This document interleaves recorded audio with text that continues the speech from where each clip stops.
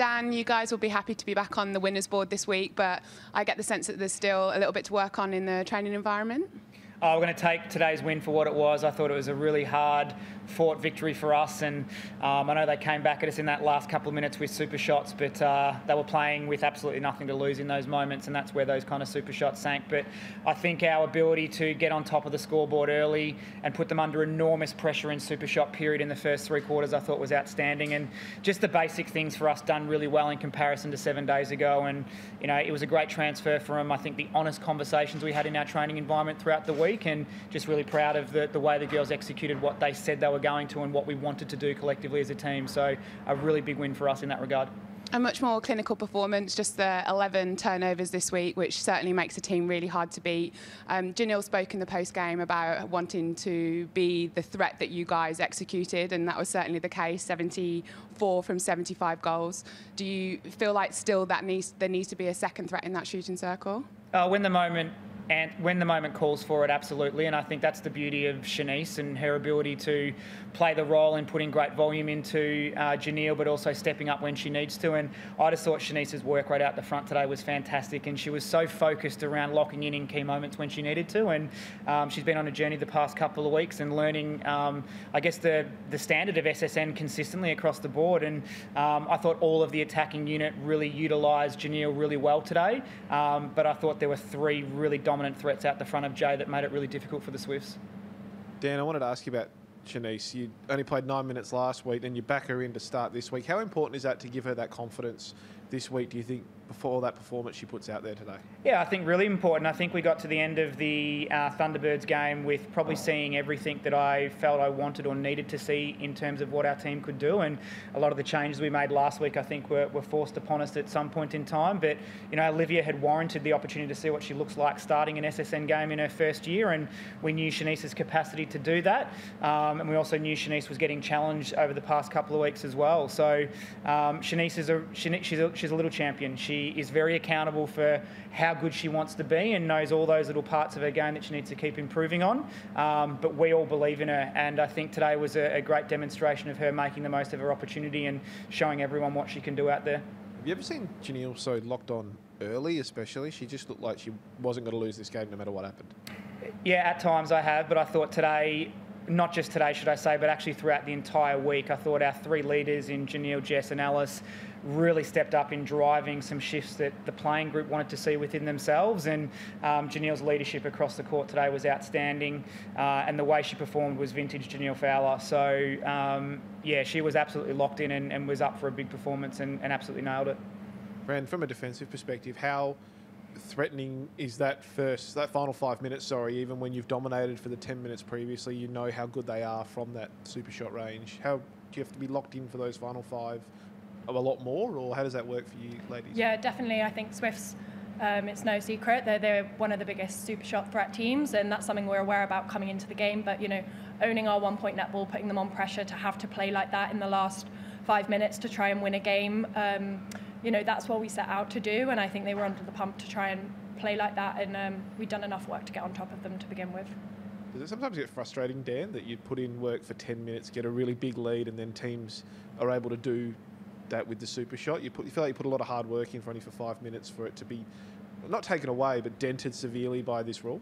Yeah, I think you've got to have a level of perspective when you look at the game as a whole. And whilst it was a single-digit margin, I felt like we were a 15-goal better team today across the 60 minutes. So you kind of got to take that for what it is. But at the end of the day, we came here with a single-minded focus to work our butts off and get 4 premiership points, and we did that. And I think, like I touched on before, when a team has no choice but to go for the super shots, when the scoreline is quite significant, that's probably when they tend to hit, because there isn't necessarily that pressure on them. So, but as Fran touched on, I thought the work we did for the 55 minutes leading up to that moment was us at our very best, which I think was great to see.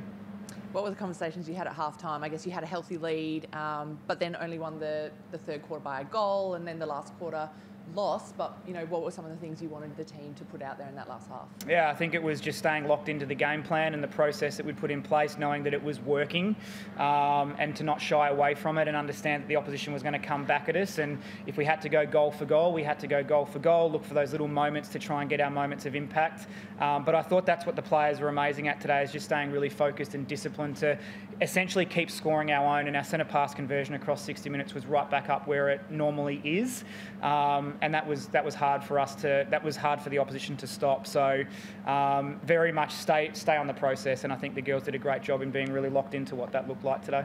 You've got a big road trip coming up against the Firebirds next week. I guess the team themselves who are going through plenty of turmoil. How do you kind of stay focused, and what I guess do you want to build from today's game?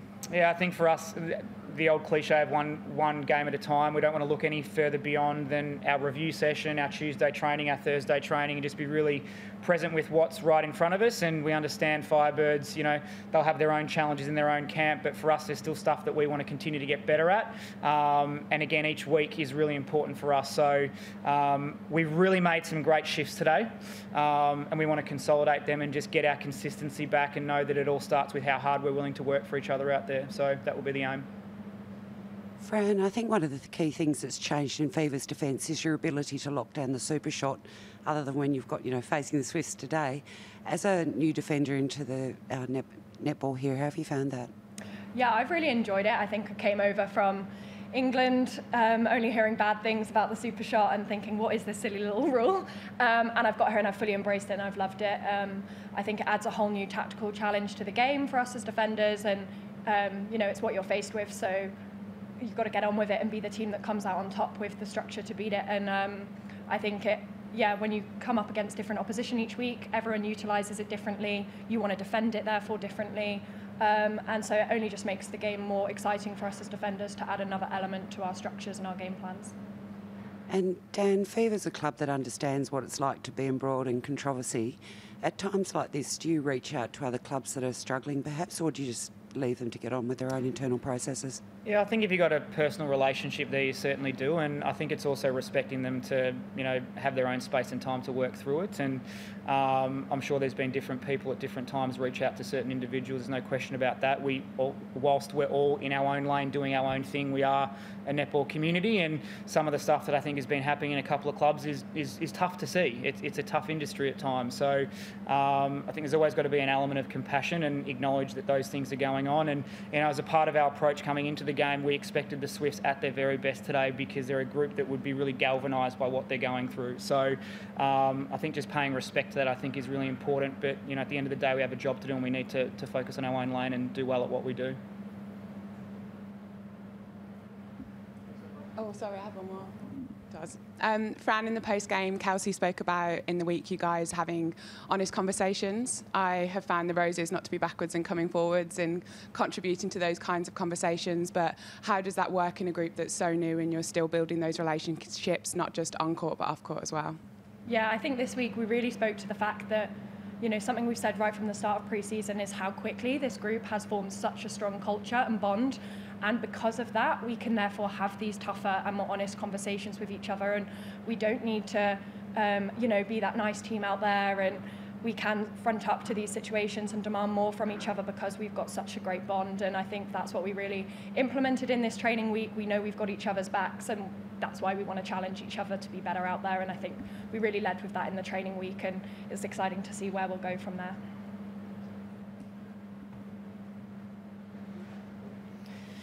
Thank you. Thank you.